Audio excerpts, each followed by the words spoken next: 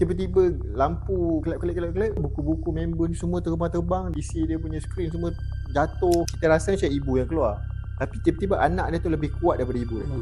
Itu petanda yang akan keluar something yang sangat dahsyat lah. Lepas tu berita tsunami. Waktu tu kita mengenangkan kawan-kawan kita yang duduk atas yang tengah. Minyak tak ada, terputus sebab kapal tak boleh datang. Bayang lepas tsunami. Mana kapal berani lalu kan? Dia tak sanggup makan ikan tu sebab dia kata mungkin ikan ni besar sebab makan mayat-mayat yang dibawa masuk ke laut. Cakap Jepun Podcast, sikit-sikit Jepun. Cakap Jepun Podcast, sikit-sikit Jepun.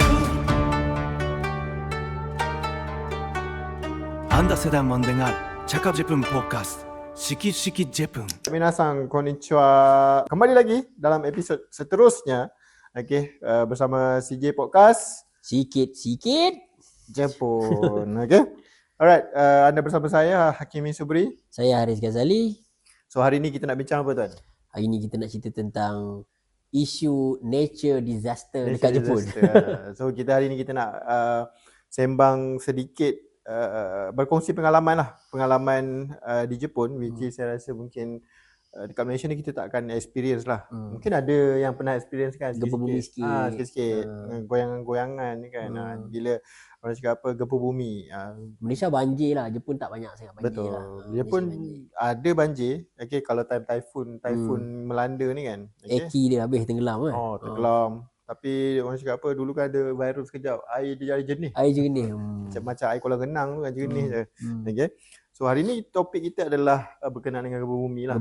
So kita nak share sedikit pengalaman tentang gempa bumi ni, which is saya berada di Jepun bermula tahun 2004 hingga 2011. Dan juga pengalaman utamanya adalah pada tahun 2004 tersebut lah. Kita baru datang 8 bulan. Saya datang bulan 4. Bulan 3, bulan 4 baru datang. Gempa bumi berlaku pada bulan Oktober.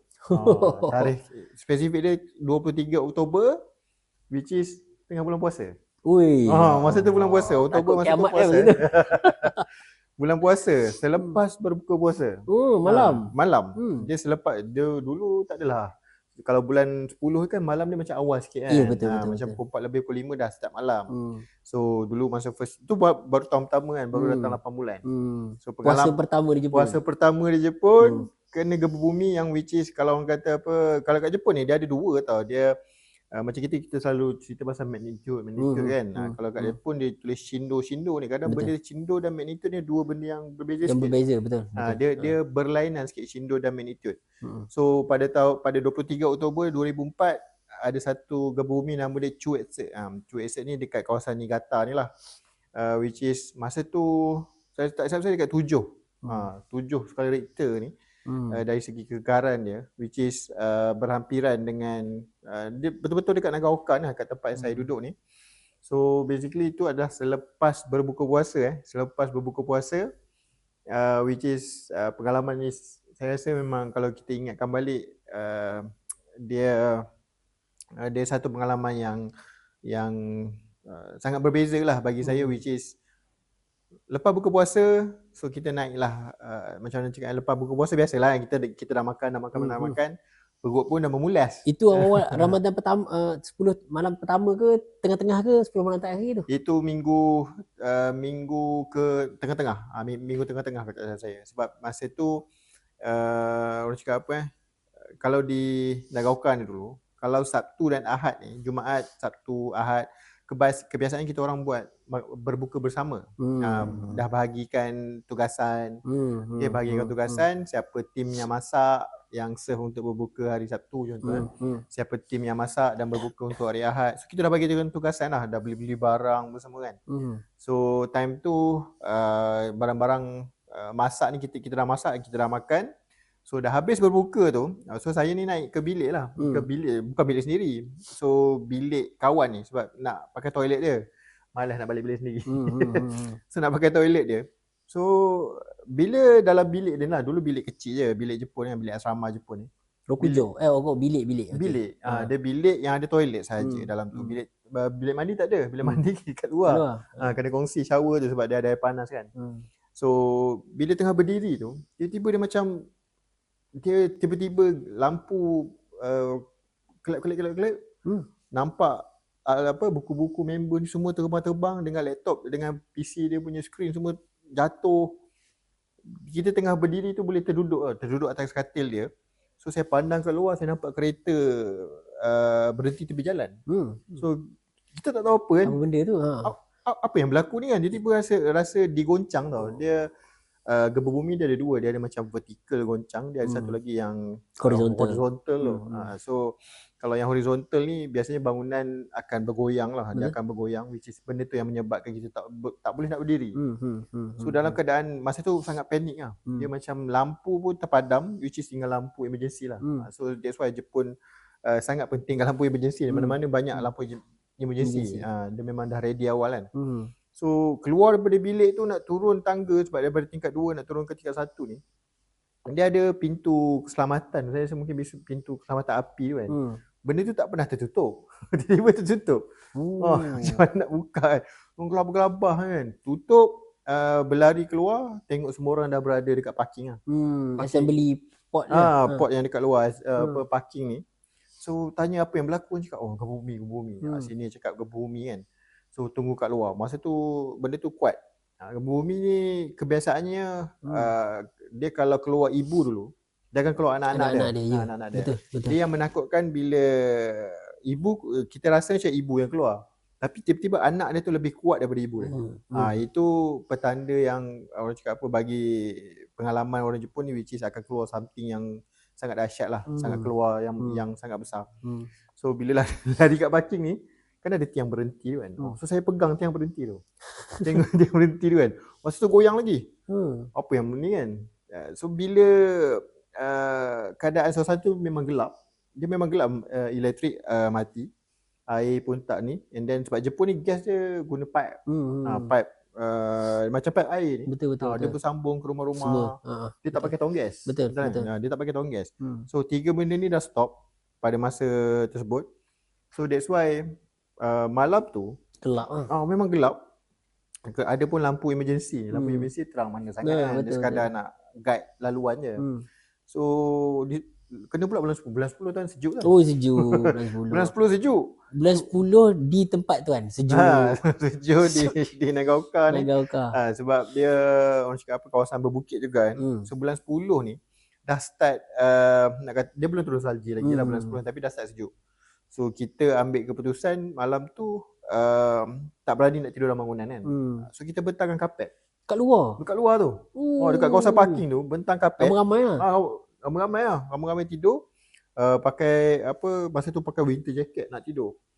Cuma kesian kepada family lah, family yang ada anak kecil ni. Ada orang memang tidur dalam kereta. Ada orang tidur dalam kereta. Which is malam tu orang cakap dengan gegaran susulan apa semua. Dia tengah baring tu macam pasal bergoyang kan. So malam tu kita tidur dengan melihat bintang. Menarik. Sejuk kan. Cuma sini-sini saya ni dia otak terlebih bersambung sikit bijak dia. Dia pergi cakap tak boleh, kita kena buat unggun api ni, sejuk. So dia pergi round university ni. Kan ada pokok yang ditanam tu. Yang ada palang nak support pokok kan. Ni kayu kayu yang nak support pokok-pokok yang ditanam tu. Dia kita tarik yang tu. Kayu tu dikumpul. Dia pergi cari kumpul buat unggun api. Tak kena marah lah tu. Tak tahulah apa cerita lepas tu. Memang kat kawasan parking lah. Buat unggun api, duduk tang kapet besar, tidur. Ada yang dah berkereta, tidur berkereta lah. Kita baru tahun pertama memang tak ada kereta je. So tidur ramai-ramai kat situ. Masa tu kira boleh katakan macam darurat. Kenapa? Sebab dia tak boleh nak duduk dalam bangunan, tak berani dah malam. So malam tu bila dah tengah malam sikit kan, nampak helikopter terbang semua. Dia rasa macam dalam movie lah. Yang ni level teruk tau. Ada banyak gempa bumi yang biasa. Yang ni is pengalaman pertama, sebab dia satu yang besar jugalah. Bumi kekaran yang sangat kuat. So benda tu memang lepas beberapa hari lah baru ada air. Dulu masa time tu rasa macam mewah lah, pergi kedai beli air mineral, nak buang air apa pakai air Air mineral. mineral. Oh, rasa macam mewah betul rasa. Pakai Evian nak buang Pakai air. Evian. Itu murah. Hmm. So air mineral ni kita gunakan untuk ni, mandi yang saya cakap lah, sebab mungkin Musim sejuk. kebetulan musim sejuk kan. Rasanya lepas 4-5 hari kot. Rumah senior ada air. So kita pergilah beramai-ramai kan, pergi rumah senior, tempang mandi. Gas paling lambat lah saya rasa, yang paling lambat. Sebab tu yang paling bahaya sebenarnya. Kan? Sebab pipeline gas ni dia bukan pakai pipe biasa, dia pipe besi macam tu kan. dia macam saya pernah tengok dia punya dokumentari dia macam pipe tu dia campuran apa tak, dia boleh bengkok-bengkok. Tapi dia tak pecah. Cuma nak inspection kepada takut ada leaking apa tu, dia take time lah. So gas paling lama lah untuk dia pulih. Cuma kalau kat Jepun ni kalau berlaku something, dia akan straight away buka pusat betul. ni kan, pusat pusat pemindahan ni. Kebiasaannya memang di sekolah. Sebab tu dia dekat sekolah Jepun ni, dewan dia memang kadang-kadang dewan tu lagi power lah rupa dia daripada sekolah kan. Sebab dewan ni dibina memang untuk tahan gempa bumi, akan jadi pusat sementara, pusat pemindahan sementara kalau if anything. Cuma kita orang dulu sebab kenapa nekat juga duduk kat parking tu, walaupun seminggu ke tidur kat parking ni. Seminggu dia macam tak berani nak masuk bangunan tu, cakap sebab kita tak boleh nak expect gempa bumi ni bila berlaku. Dulu sistem amaran pun tak ada lagi. Tak ada. Sekarang dah ada amaran kan, kalau berlaku gempa bumi dia akan ada mesej kat phone. So macam duduk kat parking kan, bentang macam tu lah, bentang kapet apa semua. So macam cakap apa kelas apa semua memang tak ada lah time tu. Sebab ditangguhkan. Kalau ada lepas-lepas tu kelas pun, which is dia macam dah lali dengan goyangan gegaran ni kan. Tengah kelas tu macam goyang. Tapi macam sensei kat depan tulis. Macam relax je. Kalau sensei tak lari, kita tak lari. Kalau sensei lari, kita lari kan. Betul-betul. Dia ada je gegaran kecil-kecil yang dia akan gegaran kecil lah. Gegaran kecil macam 3 tu which is normal lah bagi dia orang. 3, 4 tu boleh lagi lah kan. Kalau macam tuan ada pengalaman ya?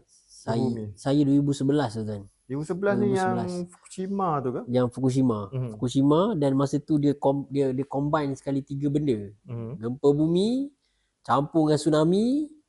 Tsunami ni kita duduk dengar tsunami Jepun lah. Tiba-tiba tsunami tau tu. Then reaktor nuklear Jepun bocor kan. Bocor habis. Dia melimpah kan. Fukushima Daiichi tu habis. So waktu tu memang waktu saya berada kat Jepun. Cuma waktu kena tu hari Jumaat, saya ingat. Hari Jumaat. Kita baru lepas main Jumaat, kita pergi drive ramai-ramai geng-geng Melayu ni. Pergi makan satu restoran India halal tau. Pergi jauh sikit lah dari universiti. Memang waktu tu bergegar, kita lari. Dan saya dulu Yamanashi ni dia tak banyak gegaran sangat. Yang banyak gegaran ni geng-geng atas. Geng-geng Niigata, geng-geng. Kalau orang atas ni dia kata biasalah gegaran ni, tapi orang bawah jarang. Lagi-lagi yang belah Kyushu semua lah jarang. Itu dia banyak taufan, ribut taufan. Belah atas tak banyak ribut taufan. Atas tak ada taufan, tapi dia selalu gegar-gegar kecil-kecil. So macam Sendai tu biasalah. Waktu kena tu, macam ni dia waktu tu samalah. Kita tak ada elektrik sekejap, tapi kita orang cepat je, okey je. Cuma dalam 2-3 hari waktu tu kita tak ada elektrik semualah. Tapi kita masih duduk dalam rumah. Sebab Yamanashi ni dia kawasan bukit. Jadi orang kata dia tak akan gegar kuat lah. Even waktu tu sebenarnya gegaran 9 Shindo dia 9. Saya pun tak tahu 9 apa. 9 tu, skala dia 9 tu dekat sana. Kat kita ni rasa sikit-sikit. Tapi itulah paling kuat kita pernah rasa dalam hidup lah. Tapi bila lepas tu berita tsunami, kita waktu tu TV tak boleh tengok, tak ada elektrik. Jadi semua orang jaga laptop masing-masing supaya tidak habis bateri. Jaga waktu tu laptop kan. Berkumpul dekat satu rumah, yang lelaki kumpul satu rumah, perempuan kumpul satu rumah. Kita tidur ramai lah dekat satu rumah. Sebab kalau tak dia jadi, yelah kalau tidur seorang ni bahaya juga. So, kita tidur ramai-ramai, berselimut beramai-ramai. Musim tu masih sejuk, bulan 3 sejuk. Waktu tu senior saya yang jenis boleh awalkan tiket semua lari balik Malaysia cepat. Kita ingat kita macam ni lah bro. Kita tak habis lagi waktu tu, kita tak boleh balik. Sampailah saya pindah. Masa tu 2-3 hari lah tak ada elektrik. Okey lah sebenarnya. Cuma waktu tu kita mengenangkan kawan-kawan kita yang duduk atas yang tu. Geng-geng atas ni sampai tidur dalam kereta tu cakap tu lah. Dia tidur dalam kereta. minyak tak ada, terputus sebab kapal tak boleh nak datang ni. Kapal tak boleh datang sebab memang laut masa tu, bayang lepas tsunami. Mana kapal berani lalu kan. Jadi minyak tak ada, semua orang dicatu minyaknya. Kami waktu tu dah plan lah, jom lah kita naik kereta, kita lari pergi Osaka. Waktu tu kita orang adalah sini-sini, kita dah plan lah. Okey, kau kereta ni, kau kereta. Sebab kita memang yang mana sini semua orang kereta kita cukup untuk bawa semua budak Melayu pergi mana-mana. Kita memang geng kereta lah kan. Dah plan susun. Nak gerak dah ke Osaka waktu tu. Nak turun bawah lah. Yang bawah dia tenang sikit. Minyak kena catu. Tak boleh gerak. Setakat kena berapa masa tu sen je boleh isi. Gimana sangat dah boleh pusing kan. Tapi orang atas lagi teruk masa tu. Atas yang geng Iwate semua tu. Yang kawan saya memang tidur dalam kereta. Buka heater kereta. Lepas tu minyak habis. Tunggu bantuan. Sampailah mereka ni diselamatkan oleh MC lah. Sebab tu penting kalau pergi Jepun ni jangan pergi dengan keadaan tidak ada link lah. Tak ada support system. Bahaya benda macam ni. Please make sure kalau duduk belajar bekerja tu kita inform dekat kedutaan lah. Betul. Daftar dengan kedutaan ni. So basically dia punya in term of kalau boleh cari orang Malaysia yang berada di sekitar lah. Kalau anda bekerja kawasan-kawasan tertentu, so paling kurang pun cuba cari student. Student ataupun family yang dah lama kerja dekat sini. Sebab setahu saya lah, boleh dikatakan setiap kawasan utama dekat Jepun ni insyaAllah ada orang Melayu. Jangan pergi seorang-seorang lah. Jangan pergi seorang. Pergi seorang satu tempat tak apa. Jangan pergi seorang, hidup seorang-seorang. Lepas tu bila tanya kenapa tak nak kawan dengan orang Melayu. Bila tak nak kawan tu tak apalah. Nak bawa diri ke apa. Tapi jangan sampai orang tidak tahu keberadaan kita kat mana. Jangan sampai putus lah. Sebab bila berlaku something macam tu kan, kita nak kadang-kadang kesukaran nak inform family pun ada. Betul. Sebab kebetulan malam tu memang macam contoh malam yang berlaku tu line internet, line phone dia agak terputus-putus. So that's why kalau orang lain kadang sekarang ni lagi lah. Sekarang ni information sangat cepat tersebar lah. Yes. Phone pun memang terus bagi notification sekarang kan. Beberapa minit sebelum gegaran tu akan keluar notification. Dia bergantung kepada lokasi kan. Sebab dia hanya boleh detect bila berlaku gegaran. Sebelum gegaran sampai kawasan kita, dia ada alarm tu lah. Baru ni kan viral kan, ada orang tengah buat live ke apa, tiba-tiba dapat information kat phone Japanese lah. Dia lari keluar, tapi live kamera tengah on lagi. So tiba-tiba kamera tu berjaya capture moment gegar. Lepas tu dia datang balik, live masih jalan. So dia sambung. So rakaman tu dia orang upload menyebabkan orang macam, oi, bagus lah, boleh lari selamat lah daripada gegaran semua kan. Dia punya cepat, dia punya apa, sistem amaran tu lah. Sebab Jepun ni walaupun semaju-maju Jepun, dia tak boleh detect ataupun tak boleh nak fokus gempa bumi tu berlaku bila. Contoh kalau gempa bumi kan, akan macam even cuaca macam so far sangat moden lah, kita boleh detect start hujan pukul berapa, berhenti pukul berapa, hujan kat mana, suhu lebih kurang macam mana. Tapi gempa bumi ni masih lagi dia hanya boleh anggarkan lah. Kalau contohnya dalam masa 10 tahun, dalam masa 100 tahun, dalam masa 20 tahun akan berlaku lah. Macam Malaysia lah, patutnya kalau kita dapat amaran sikit lah kot. Macam kat area kat Jepun ni selalu juga banjir kilat. banjir kilat. Cuba macam, hari ni dijangkakan banjir kilat. Kan kita boleh bersedia lah kan. Macam tak biasa je banjir. Macam Kelantan kita very aware. Kalau tengok geng Kelantan dia ada six sense tau. Bulan-bulan nak masuk mesti Tengkujuh je, perabot akan tinggi sikit. Tiba-tiba peti ais akan duduk kat dia memang dah ready sebab dia tahu air masuk. Kalau air masuk InsyaAllah okey. Cuma adalah kadang-kadang yang sampai tenggelam rumah tu tak ada nak buat apa lah. At least persediaan tu boleh ada lah. Persediaan persiapan kecemasan tu. Persiapan kecemasan ni sebenarnya yang paling crucial lah. And then macam mana Jepun ni in term of system dia, macam mana dia dari proses bantuan kecemasan dan proses pemulihan. Pemulihan tu yang agak ni sebab masa gempa bumi tuan, masa kat Nagaoka tu, gempa bumi berlaku ni, lepas 2-3 hari ni baru saya dapat peluang pergi ke supermarket lah. Kita nak beli semua makanan apa kan. Sebab makanan yang kita beli untuk buka puasa tadi tu, gas tak ada. Nak masak pakai dapur, pakai tong gas tin tu pun, nak masak nasi pun hangit bawah atas nak masak sebab sejuk. Nasib baik barang basah tak apa sebab sejuk. Sebab luar memang sejuk. Masa sejuk. And then ayam ni pula dah tak tahu nak apa, kita balut dengan aluminium foil ni, campak dalam unggu api tadi. Luar tu hangit tapi dalam masak tak masak. Boleh lah. Pejam mata je makan kan. So bila dah dapat peluang pergi beli barang pun supermarket. Bayang supermarket kan, masa tu macam chaos kan. Supermarket Banyak makan macam habis. barang berterabu-rabu, macam ada banyak tak ada. So bila banyak tak ada ni, lagi satu dia punya counter dia, cash, Regi dia tu. regi dia tu tak ada power semua kan. So dia kira pakai tangan kan. Dia kira calculator tu, dia tulis harga patut 530 yen, 500 yen dah. 30 yen tu macam dia susah nak bagi baki, susah. nak bagi baki susah. Dia kira macam lamsam senang-senang. Bagus lah gitu. Time tu lah dapat beli diskaun. Kalau Malaysia banjir, Maidin dia kata ambil je. Kan orang main pecahkan. Orang dah pecahkan 1000, ambil lah kan. Itu level-level sedekah kan. Bagus gitu. Ni pun cuma kan ada apa nama tu, macam loji lorong sewage yang tepi-tepi ni kan. Benda tu terangkat keluar. Sebab tak tahu, dia tertolak kan, ada penutup bulat kan. Penutup bulat tu bila tanah bergerak dia berlaku tekanan kat bawah, benda tu terangkat kan. So dia macam sebiji bulat angkat kan. Baru ni ada betul. Ada saluran besi apa dekat Osaka, dia tiba ternaik tu kan. Dia punya macam tu lah. So nampak sepanjang jalan tu naik kan. Tapi dalam masa jalan pecah apa semua kan, jalan bergalun pun nampak. Tapi dalam masa sebulan 2 bulan tu benda tu boleh settle. Dia boleh selesaikan. Plan contingency kecemasan dia sangat berbeza lah. Dia ketersiapsiagaan dia tu untuk tahap kecemasan ni sangat tinggi lah. Sebab dah biasa kan, dah berapa puluh tahun, ratusan tahun hidup dalam gempa bumi ni kan.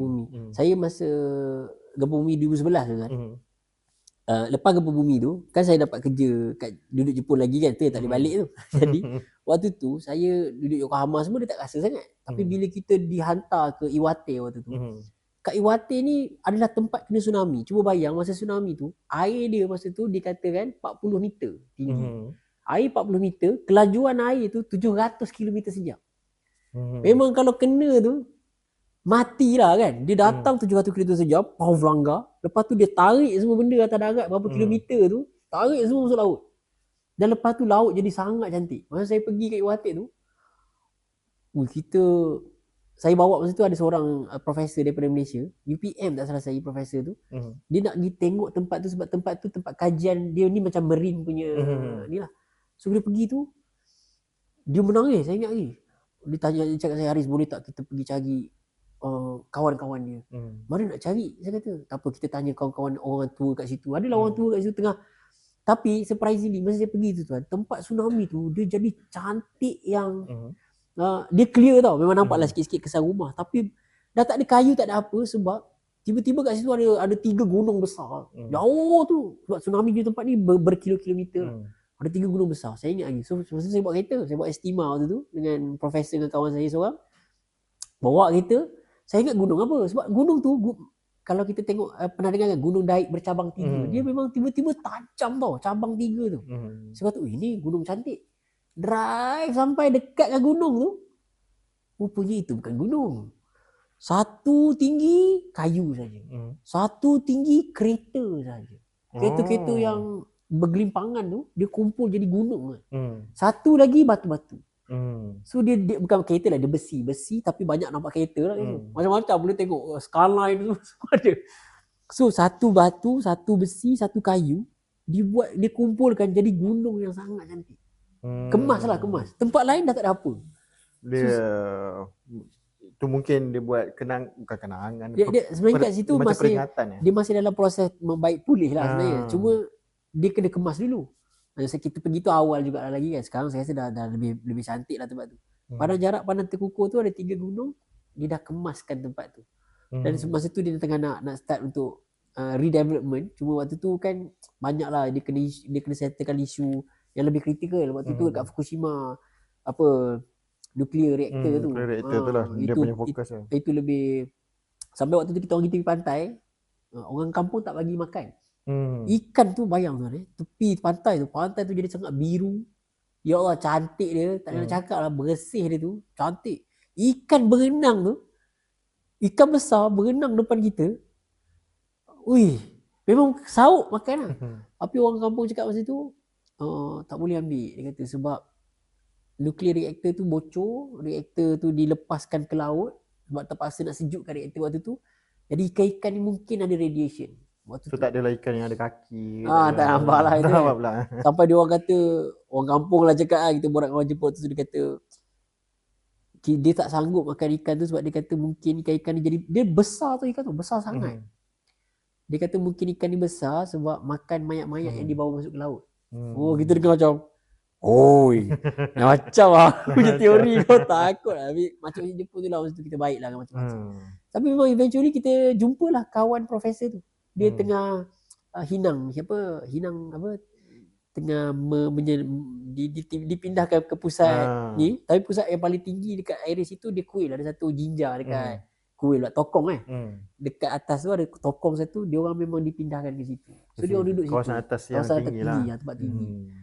So jumpa lah. Tapi memang after effect tu memang, itu kalau yang besar lah, yang kecil-kecil ni. Kalau besar. Tapi kat Iwate tu kan, hari-hari sebenarnya saya duduk sana berapa bulan, saya duduk 6 bulan lebih, hari-hari bergegar.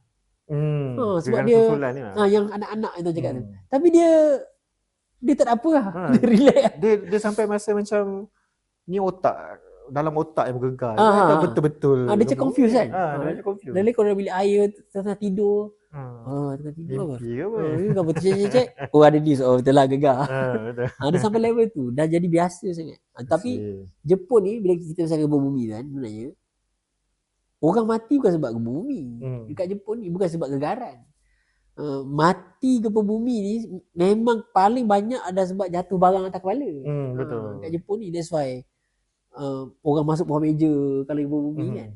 Digerut di masa Nagaoka tu pun sekuat-kuat 7 ni kan, pergegaran 7 ni pun tak cakap saya seorang ke 2 orang je yang matilah. Sebab itu pun orang tua dalam rumah, barang jatuh. Tu je. Dia tak ada disebabkan runtuh rumah, bangunan ke tak. Dia tak ada lagi lah masa tu. Dan tu one of the reason saya rasa Jepun dia keluar muji konsep minimalist ni. Sebab kalau bergegar tak susah sangat, barang tak jatuh sangat. Tengok semua benda dia kena rendah, dia tak ada tinggi. Barang macam simple kan. Simple betul. Tak perlulah nak apa almari besar. Betul, dia tak ada almari besar, tak ada. Banyak-banyak tak payah. Tu jadi hidup dia macam tu. Kita pula tengok muji, cantik lah muji, kita pun try. Tapi kita tak bergegar. Jadi lain-lain lah. Functionality dia orang tu sebabkan dia orang punya lifestyle jadi macam tu sebab keperluan hidup dia begitu.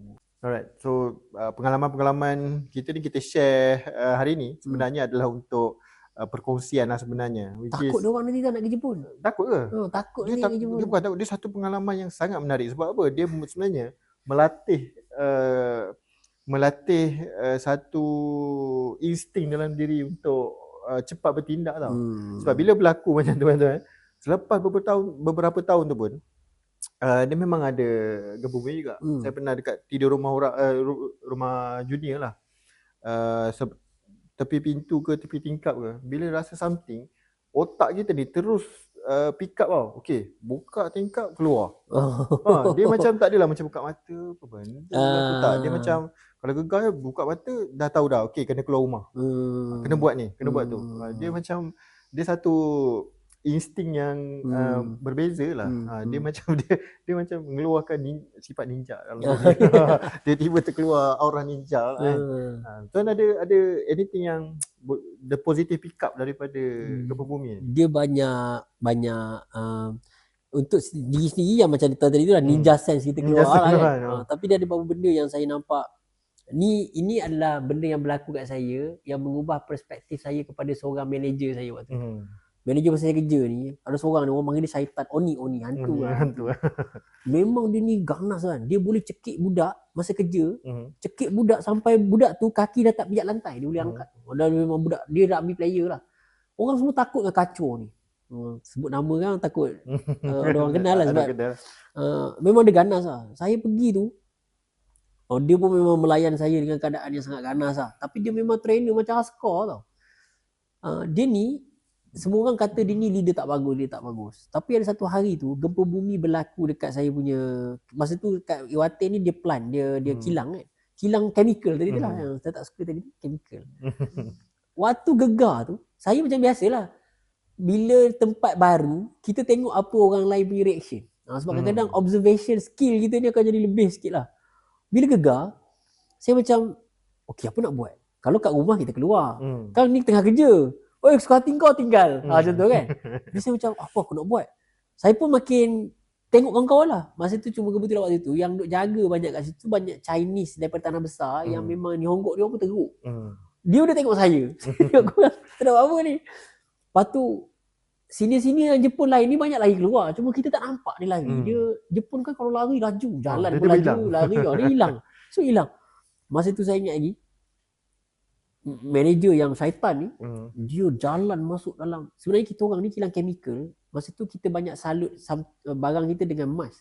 So kita pakai ada satu chemical nama dia, saya tak ingat nama dia apa, tapi jadi dua larutan ni kalau dia tergabung, terkena je dia akan keluar gas nama dia siang tau. Siang ni mati. Siang tu bukan cyanide. Cyanide. Terpump dia keluar siang. Cyanide betul lah. Masa tu siang tu saya ingat siang. Terhidu mati. Sebab kita pakai chemical yang agak strong untuk balut ni. Sebab kita dulu kena company macam connector ni. Jadi semua connector memang untuk conductivity bagus pakai emas paling bagus pun. Masa tu kita terlupa pasal siang tu. Sebab memang SOP je jangan dekat barang ni. Tapi bila gempa bumi, tank tu pula sebelah-sebelah. Sebab proses tu memang kena tank tu sebelah-sebelah. Saya punya kacau tu dia kata, ni dah. Okey kena lari ni maksudnya. Dan waktu tu kita nak lari ke bumi tengah. Dia tak boleh lari betul lah. Dia kena macam buka kangkang sikit supaya lari kan. Saya ingat lari berlanggar-langgar kita orang lari waktu tu. Lari keluar, tapi kacau ni dia masuk makin ke dalam. Dia nak cari siapa lagi yang tak keluar. Waktu tu kan, syaitan daripada belakang nampak gila hero macam anime lah tengok. Dia punya hero Sugata orang kata tu kan. Nampak dia masuk keluar. Ini kalau perempuan tengok cair kan. Waktu tu kita orang dah kumpul kat luar. Dia keluar tu. Dia kata dah count. Ada yang Kakaricho apa assistant manager semua dah count semua. Semua dah cukup. Okey. Tunggu dulu kat luar gegar dah slow semua. Then pakai mask apa semua dia orang masuk dulu check. Okey ke tak? Sebab kita orang punya part je yang banyak chemical. Orang lain mechanical department semua ni dia tak ada isu sangat. Tak ada masuk dia mati kan. Kacau masuk dulu check. Masa tu lah saya macam ni dia kata Jepun tak takut pun. Dia gempa bumi bukan benda besar kecuali dia kepala. Sebab tu kat tempat kita memang tak ada benda kat atas. Tapi macam tak takut runtuh ke apalah. Bangunan ni insya-Allah kukuh gila. Memang dia bergegar sampai macam ni tau. Tapi goyang-goyang kan. Tapi tak ada retak pun. Kita tengok kat luar tu. Saya masa tu tengok lantai takut getak. Kau tiba-tiba tu Allah tenggelamkan aku dah duduk Jepun sorang-sorang ni macam mana. Masa tu sebab saya duk fikir masa tu masjid paling dekat dengan saya pun dalam 400 km tau. Macam dia orang nak semayangkan aku masa tu macam-macam fikir lah. So kita kadang-kadang jadi overthinking bila benda bahaya macam ni. Dan saya perasan waktu tu itulah waktu yang sebenarnya kita perlu silaturahim, kita kena kawan, kita kena ada support system kan. Walaupun mungkin jauh tapi kena ada benda tu. Betul. Penting lah. Dia hidup ni bukan untuk duduk sorang-sorang. Sebab the moment ada krisis ke ada benda berlaku, kita akan mula fikir siapa yang akan tolong aku ataupun siapa aku kena pergi tengok untuk aku tolong. Dia dua tu. Masa tu saya fikir memang aku hidup ni untuk aku ni sebab aku lari keluar, aku tak fikir orang lain. Aku punya kacau masuk sampai ke dalam walaupun orang benci dia, orang tak suka dia, tapi dia very bertanggungjawab. Masa tu kita tengok inilah dia mengubahlah perspektif saya, mengubah kita punya cara fikir matang sikit lah. Dia sangat banyak benda yang boleh belajar sebenarnya daripada krisis tu kan. Tengok macam mana sama-sama menolong, sama-sama ni. Sebab dia ada disebabkan gempa bumi ni jugalah kan. Dia macam mana boleh merapatkan kembali lah. Betul. Sebab sebelum ni mungkin ada dia terasing-asing. Jangan kata orang luar Malaysia sendiri kan yang dekat tempat saya pun. Dia ni agak terasing sebab kau geng-geng family. Kita orang ni geng-geng bujang. Tak masuk sangat. Tapi bila berlaku krisis macam ni dia sama-sama menolong lah. Yelah macam sejuk nak buat apa, pergi rembat kayu-kayu ni yang bujang-bujang ni pergi rembat kayu, duduk kita duduk ramai-ramai depan bangun api, lapar, ambil ayam balut mana-mana buat, kita campak tu kan, makan dalam gelap, apa rasa pun tak tahu, memang tak ada rasa apa kan. Family yang ada anak tak apa bang, duduk dalam kereta apa semua kan. Kalau minyak habis ke apa boleh pakai kereta kita punya kereta. So dia dia sebenarnya membantu antara satu sama lain lah. Tengok macam mana support each other kan. So and then bila pemulihan ni pun sama juga. So macam bila dah ada berlaku macam tu, once dah situation dah makin okey, so mulalah dia macam datanglah nanti makan apa semua, baru dapat macam invitation. Dia macam baru nampak mingle yang tak ada terlalu perpecahan lah. Dia jadi tak ada judgemental dah. Judgemental tak ada. Dia tiba-tiba jadi semua sama, semua macam sebelum ni macam kau aku kan. Tapi dia macam dia harmoni lah suasana tu. Tu orang kata comfort zone sebenarnya membunuh kan. Sebab bila keadaan tidak comfort, tiba-tiba semua orang macam perform je. Dia bagus ya. Dia macam tiba-tiba otak tu bergerak function macam function. Dia macam bila kita bergerak beramai kan. Tengah tunggu traffic light tiba-tiba macam kereta kena langgar. Rupanya ke bumi. So nampak tiang tu dengan wire dia semua kan. Tu teringat rumah dia ni kat sini, rumah dia ni kat sini. Dia punya betul-betul dekat rumah yang dekat member ni. Tahu rumah dekat sini dia okey tak? Dia macam rasa ni lah, rasa concern kita dengan kepada kawan-kawan ni lah. Dia banyak sebenarnya benda yang belajar selain daripada ilmu-ilmu survival, unggun api semua tu. Tapi benda-benda yang secara moral tu banyak benda yang emosi belajar lah. EQ dia tu jadi matang lah. Betul. EQ jadi matang. Dia tak ada nak gaduh, dia tak ada nak yang itu kalau tak lalu payah lah matang. Dia kena mengenang lah sebab saya 2004 tu, kuda tak saya 2007 pun ada lagi, 2007 2008. Yang besar. Dekat area situ juga. Dia panggil Cuit OK Jishing. Dia dekat bahagian Teluk situ lah. Sebab Teluk tu dekat-dekat situ dia ada satu apa nama dia panggil apa nama tu jana kuasa elektrik tapi pakai nuklear punya. Masa tu sampai adalah cerita air terkeluar lah apa semua kan. Tapi macam sebab situ paling besar sebenarnya dekat kawasan tu. Dia ada tak silap saya 10 reaktor kot. Dia jalan 5, dia stop 5. Tapi elektrik ni semua supply bagi Tokyo. Tokyo paling banyak guna elektrik kan. So bila berhampiran dekat situ pun, cuma dia tak sekuat yang 2004 tu lah. Tapi still kuat juga kan. Masa tu is siapa yang dah balik dan siapa yang baru datang tu, dia boleh nampak lah dia benda continuity benda tu berlaku. Sebab masing-masing pun siapa yang ada pengalaman 2004 ni boleh guide siapa yang baru datang time 2007 2008 so dia berkongsi pengalaman, boleh sharing, dah tahu dah apa nak buat kan, macam mana nak buat, apa yang perlu buat. Betul. So di sini kalau dia kecil dia rahmat, kalau dia besar pun dia sebenarnya Allah bagi tu ada sebab lah. Betul. Dia nak tunjukkan dia nak bagi kita belajar sebenarnya apa yang boleh take out daripada benda tu lah. So hopefully jangan takut kalau ada gempa bumi kat Jepun apa. Dia bukan macam mana cakap tahap kesediaan lah Jepun ni menerima ataupun sama ada sebelum, semasa dan selepas ni dia punya readiness itu, apa yang perlu buat tu, SOP tu apa, kita belajar apa tindakan dia, apa action apa yang dia buat tu memang dah ada dekat Jepun. InsyaAllah berlaku gempa bumi ke apa ke, dia sebenarnya satu rahmat lah bagi saya kalau dekat Jepun ni. Pengalaman baru. Dia best dia bila kita mula faham, bagi tua ni kita mula faham hadis-hadis apa Quran pun cakap dalam kesusahan ada kesenangan. Nak senang tu dia kena susah dulu. So dia mau dapat benda-benda susah macam tu, dia akan ada kesenangan yang best-best datang lepas tu lah. Tu number one. Number two saya rasa bila cerita mati ni, orang takut benda macam ni takut mati kan. Pergi mana-mana pun risiko. So dia bukan tentang Jepun, dia bukan tentang Malaysia. Pergi mana-mana pun kalau dah memang Allah takdirkan kita luka, kita sakit, kita mati tu, memang Allah dah takdirkan. Jadi cerita dia bila kita pergi Jepun ni kadang-kadang iman tu makin tinggi kan. Sebab dia macam aku serah Tuhan kepadamu segala-galanya kan. Kalau kat Malaysia kadang kita macam okey nanti kawan tolong support. Nanti kalau ada masalah ni ayah ni datang. Kalau aku sakit pun nanti bini aku tolong aku, mak aku ada lagi. Tapi bila kita duduk Jepun ni tak ada support system yang strong macam Malaysia. Kita punya penyerahan tu kadang survival tu lah. Tinggi lah. Tahap keimanan tu lah kan. Iman tu InsyaAllah lah naik sikit lah kan. Bertambah lah. Betul. Alright. So untuk anda yang nak pergi ke Jepun tak payah jangan risau sangat lah. Bagi gempa bumi satu, anggap dia sebagai satu experience lah. Pengalaman yang yang nak kata dia bukan seronok lah. Dia sikit-sikit dia sikit-sikit manis, Sikit-sikit sikit masin. pahit, Pahit. sikit masin. Macam tu. Manis pun ada. Manis pun ada.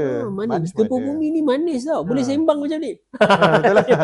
Dia Bila lepas lagi- jadi manis lah. Bila lagi nak merasa mandi pakai air mineral? Oh, Bila kan. lagi nak merasa ayam campak dalam api kan? Betul. Bila lagi nak merasa nasi hangit? Ha. Nasi hangit kat bawah atas tak masak. Masa Itu tu semua pengalaman lah makan ramai-ramai kan. yang awet-awet masa tu lah nak pilih lelaki mana function. Nak tengok macam mana. Time tu lah nak appeal. Saya lah imam tu. Kan? Betul. Macam tu lah. Alright. So sebagai penutup kan, mungkin Tan ada sepatah dua kata.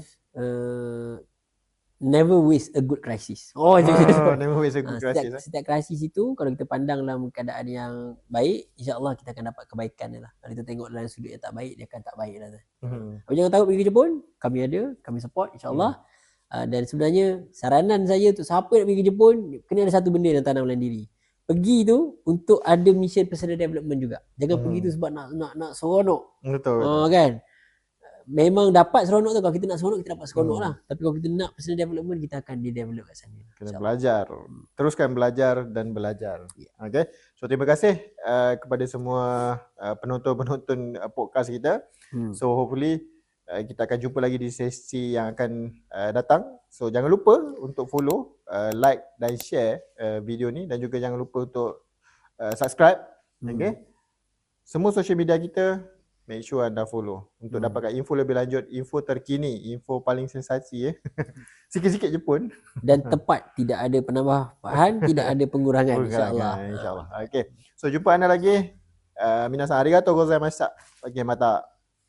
Aimasho. Uish, kasama Sikit-sikit. Jepun. Yosh. Yosh. 차갑제분 포카 시기 제품 차갑제분 포카 시기 제품